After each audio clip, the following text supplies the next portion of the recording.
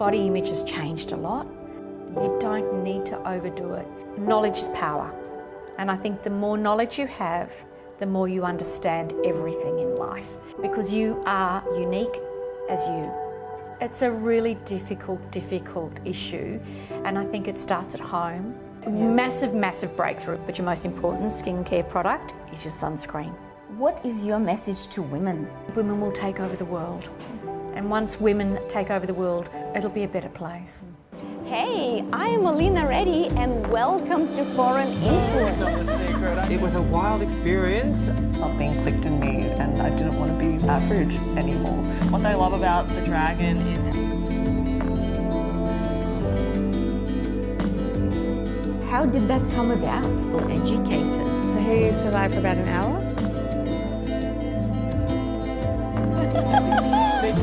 Best young emerging actor. Oh, wow. It has to be on point. Yeah, yes. A particular sketch with Rebel Wilson. Never stop learning. I decided to run away. Here I am, continuing my tennis journey here. Thought, that's it? A few opinions about what Passages. that made your journey harder?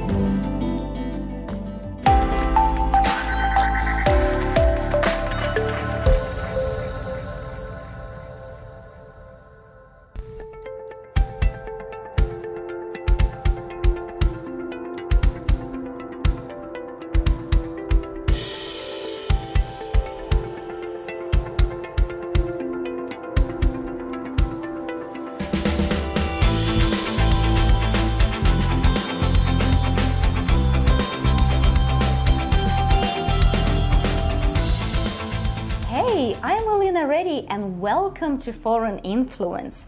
We're at the Skin Institute in Brighton and we're going to have a chat to Michelle Field, who is the owner of this business. Hi Michelle, how are you today? I'm good, Alina. How are you?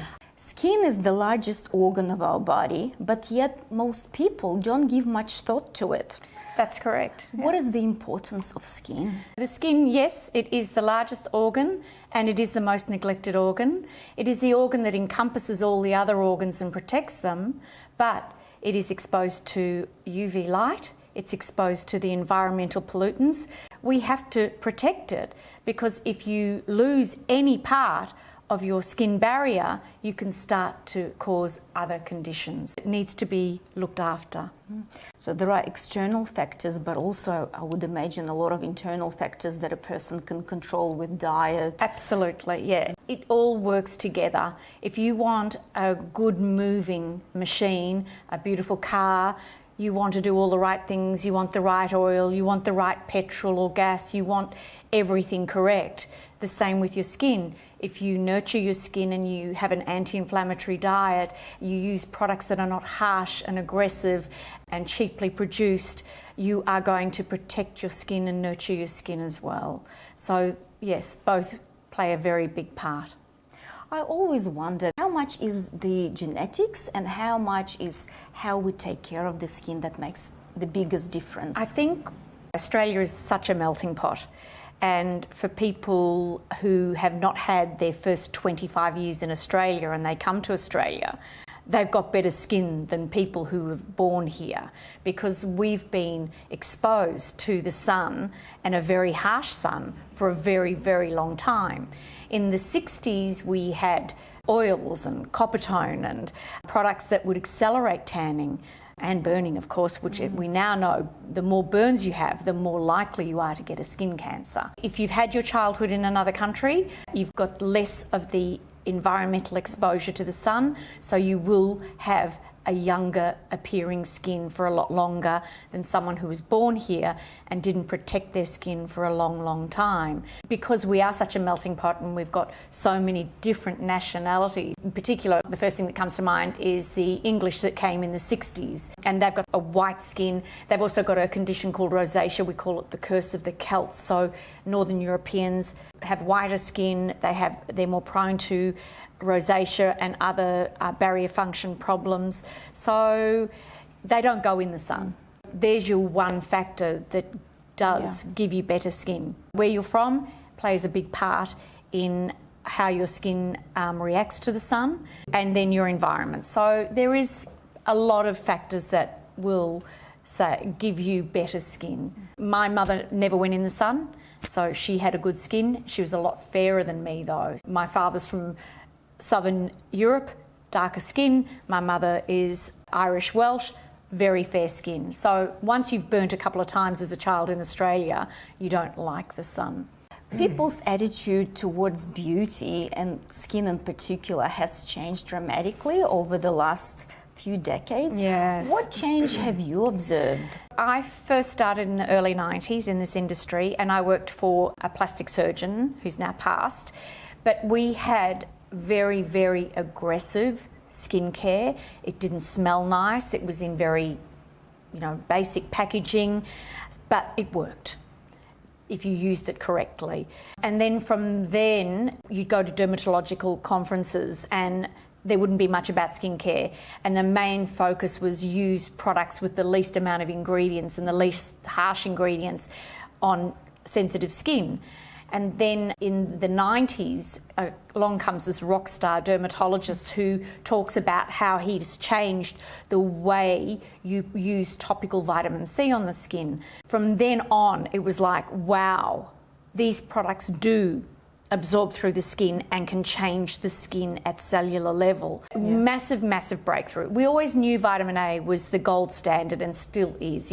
It's been around 85 plus years. And then vitamin C, and then in 2001, vitamin B was the hero ingredient. So we do know your A, your B, your C. Vitamin E is very good as well. And now vitamin D precursors are really big in skin. But in the 80s and 90s, there was not much, just vitamin A. People never wore sunscreen until the 90s and beyond. And even sunscreen has had its own journey as well. Absolutely, from SPF 15 plus to now, 50 yes. and now we're going away from the chemical sunscreens into physical only blocks because we know that the chemical sunscreens can cause irritation to the skin. In Australia in the 80s and 90s, you'd go into major department stores and there'd be a few little counters. It's a bit like perfume, isn't it? There'd be 4 or 5 different perfume companies you could buy from. Now you go into a major department store and there's an absolute plethora of perfume and skincare. And then online, since COVID, online, what you can buy online. But this is where I get my little hat on and I say, you're an educated person, you're an educated woman. You don't go to a supermarket and buy a cheap product and then go and have an expensive facial. Why would you do that? Are these products that you buy from the supermarket online, what's the background and the study of it? Where are the medical papers that they've done to compare this on someone who's used the product, someone who hasn't? All the studies that are involved. So the skincare that we carry here, one company's 35 years old, and all they've done is they put 30% of their money back into research and development. The other company is a 45-year-old company. Yes, it's been bought out by another big company, but again, the money that goes into the research and development. But these products need someone in between to say to you, okay, your script for your skin is this, this and this. It's not a one-step product for everyone's skin. And that's one thing on Instagram. I've had a nice, very long break over summer and I've been on Instagram a bit, which I'm normally not. I'm listening to all of these supposed influencers and the way that they are, well, I use nothing on my skin because if you use anything on your skin, it affects the skin barrier. Just going out in the sun affects your skin barrier. Lying on a pillow, depending on the detergents washed with, can affect your skin barrier. Sunscreen will affect your skin barrier depending on what it is. So putting nothing on your skin doesn't protect your skin barrier. So there's a lot of false information that is quite upsetting and annoying for me. Why people come to us and why they go to other clinics similar to this and is because they will get the right advice and the right product for their skin to give them the right results.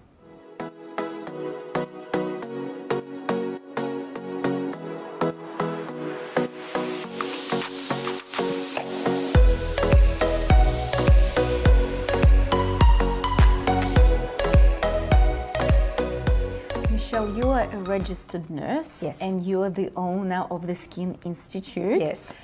For many years. Please tell me how you got into this field. Okay, so I was born here in Australia, but very early on, I spent 12 years in South Africa and came back here when I was 12 years of age, and then was educated in this street. So I went to school down the road. I haven't moved very far, have I?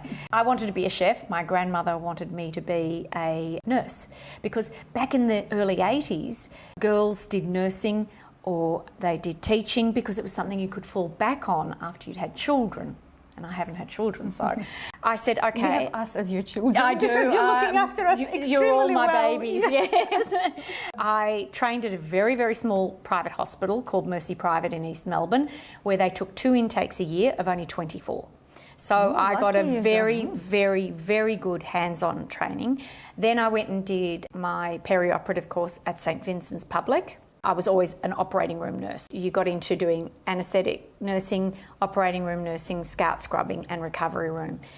And then I went to Brighton, what was Brighton Private, it's now Cabrini Brighton, and I worked in theatre there where I met quite a few plastic surgeons that were working there, and one of them was Leo Rosner. He had his main girls working with him, and then I came along and there was a procedure and we needed a little bit of extra intervention, because I knew from my experience of doing big vascular cases at St Vincent's, I knew what we needed for this particular case. And he said, how would you like to work for me? So he must have been very impressed. So, with you. and the rest was history. So 3 days a week we did mainly facelifts. So Monday, Wednesday, Friday was facelifts, rhinoplasties. Leo did my nose, by the way, and I worked that day and then ran upstairs, got changed and then came back down and had my surgery. And then on Tuesdays and Thursdays was in the rooms, and I did fillers called collagen that came from cows. So can you imagine that? That you had to test patch to make sure you weren't allergic to it. And then in the early 90s, the neurotoxins, I've got to be very careful with my wording here. So the first neurotoxin for cosmetic use was done in 1987 by a woman. Yay! And she did it to her nurse. It just absolutely cascaded from then. So we did the collagen fillers, the neuromodulators, and then I did lots of peels.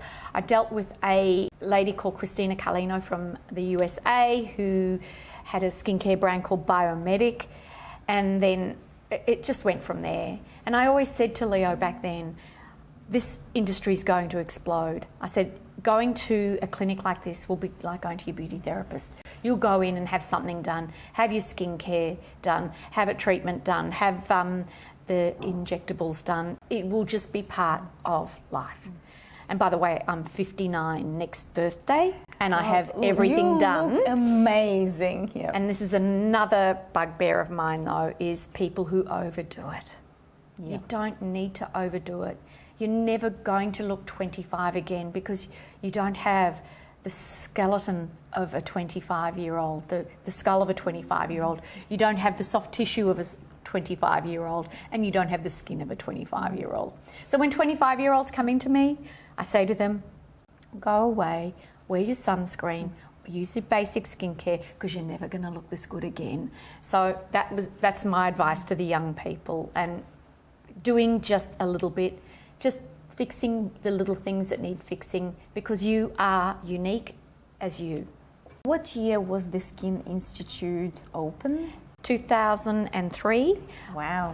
October the 1st, and I can tell you the 3 people who came in that day, so I can even remember. So it's amazing. And back in 2003, I think there were 2 other clinics similar to this back then, and since then, as I say, the industry has just absolutely skyrocketed. There's a clinic there's at least one in every suburb for sure, you know, and in shopping centres, they're everywhere. What are the most common procedures that you do? For sure, the wrinkle reduction treatments. We do a lot of laser. When I first started, we didn't have lasers.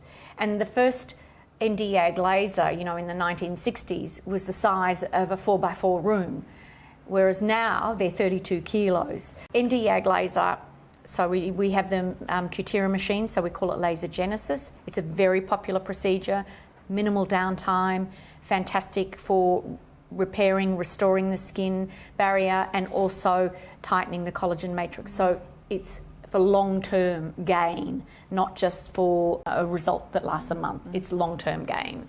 And also our take-home skincare, because it plays a pivotal part. If you can't afford the treatments with us, you need to be on medical grade skincare because you need to help change your skin. But your most important skincare product is your sunscreen. Sunscreen first. There is a number of medical reasons that people need to have surgeries, and surgeries may leave scar tissues. Is there anything people can do to improve visible effects? Absolutely. When I was a plastic surgery nurse, we used to encourage taping of the wounds. We use silicone sheeting, silicone gels. They're the sort of first line. Sunscreen is an absolute must for the first 12 months. And if people are going to the beach and their scars are exposed, I always tell them to buy, zinc, like white zinc. You can get skin coloured, so the zinc. We can do lasers on them. There are injections that you can put into scarring as well, neuromodulators as well you can use. There are a lot of ways we can help decrease scar changing, and also if it has changed, by making it better. Michelle, being an entrepreneur and working so hard, what do you do to relax? I don't know whether you'd call it relaxation, but I play golf. And I've been playing for over 10 years. And it's great because it's hand-eye coordination. And what I do, there's a lot of hand-eye coordination. Being short, my short game is my best part of the game. Being able to read the greens, the way the ball will go into the hole. So yeah, there's similarities in the way that you use your hands and your eyes with this game. Any victories that you can boast about? I had a recent victory at my golf club in the Australia Day Golf Day, so that was really nice. Congratulations! Yeah, great achievement. Very happy about that. So, wow. You're very competitive in business and in your golf. That's terrific.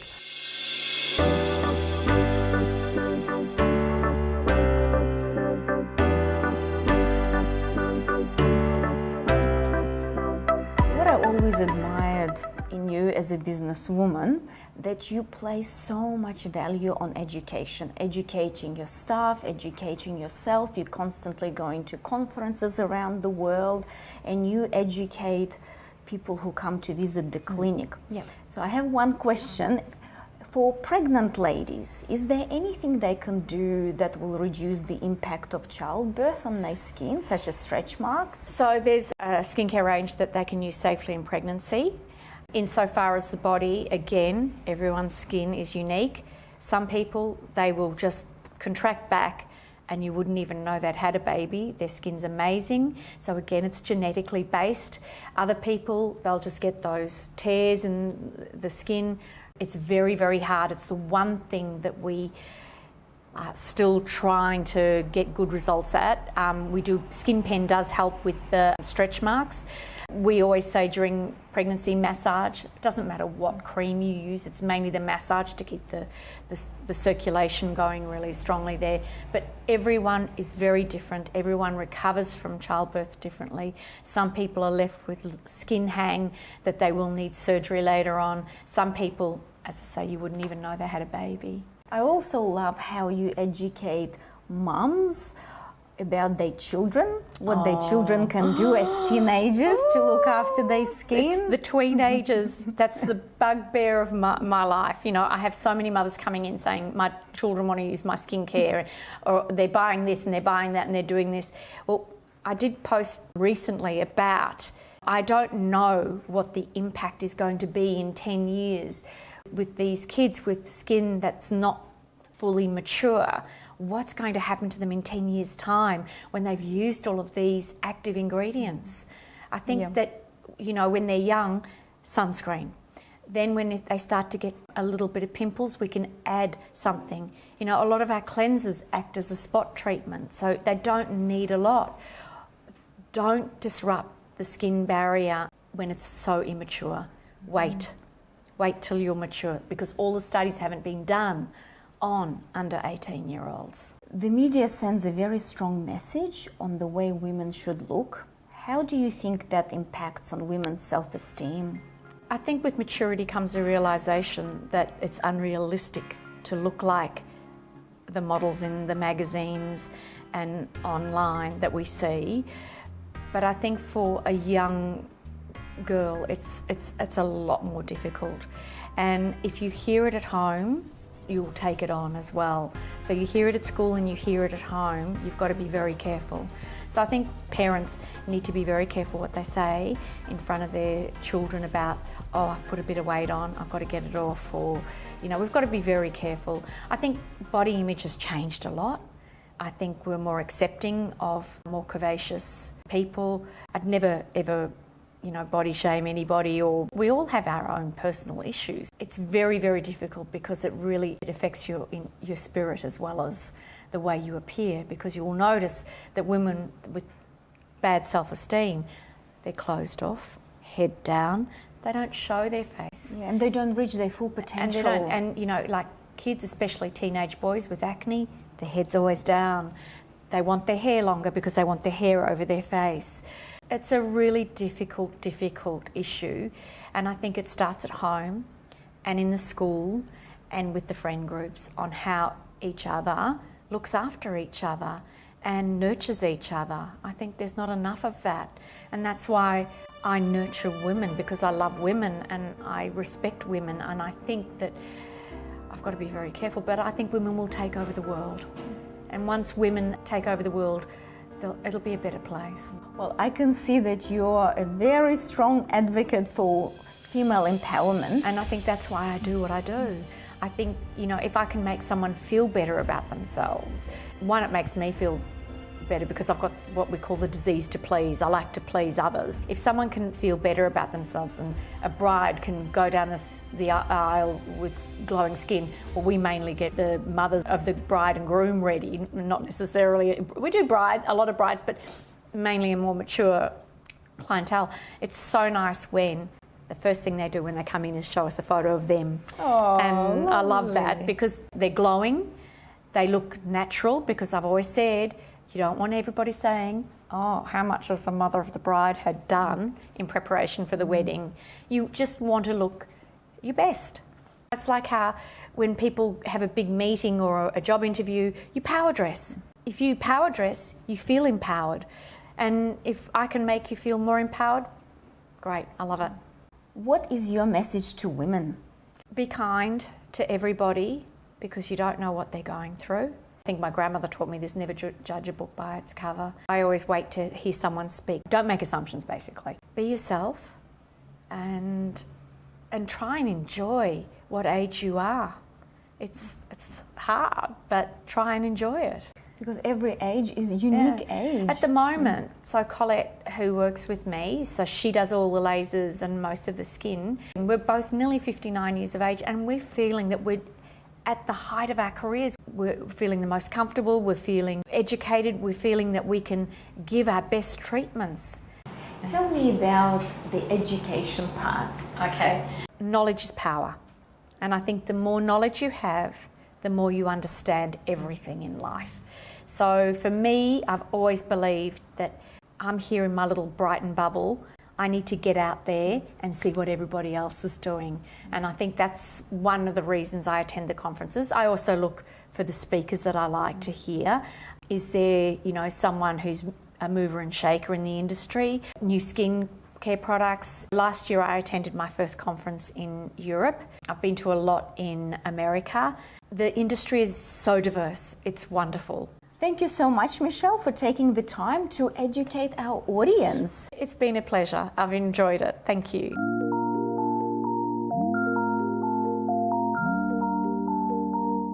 What is your most favourite city that you have visited?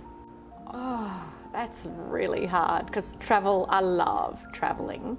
A year ago, I went to Seville for the first time. That's a magnificent city. Absolutely beautiful. The architecture there is stunning. But I love Italy. I really love Italy. I love Florence. I think it's a magnificent city. And I love the South. Am I allowed to say that? Yes, absolutely.